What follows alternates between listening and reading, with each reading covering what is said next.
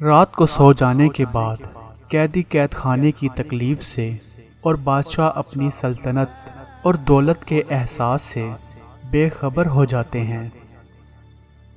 علم کی تلوار لوہے کی تلوار سے زیادہ اثر رکھتی ہے، بلکہ فتح حاصل کرنے میں علم سینکڑوں لشکر سے زیادہ مؤثر ہے۔ احمق کی دوستی اور اس کی محبت سے دین اور دنیا دونوں ہی کا خون ہوتا ہے۔ کتا چاہے کتنا بھی تربیت یافتہ ہو جائے، مگر اس کی گردن سے زنجیر الگ نہ کرو۔ جب بیمار کی قضا آتی ہے تو طبیب بھی بے وقوف ہو جاتا ہے۔ جو عشق صرف رنگ روپ کی خاطر ہوتا ہے، وہ دراصل عشق نہیں بلکہ فسق ہے، اور اس کا انجام شرمندگی اور رسوائی کے سوا کچھ نہیں۔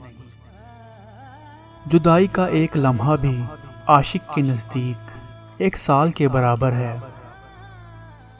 جب اللہ تعالیٰ کسی کی رسوائی چاہتا ہے تو اس کو پاک لوگوں پر لعن طعن کرنے کی طرف مائل کرتا ہے۔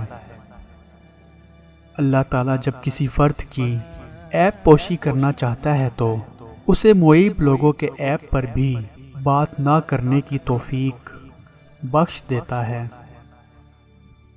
قرب خداوندی کا حصول بقا میں مضمر ہے، لیکن بقا سے پہلے ہونا ضروری ہے۔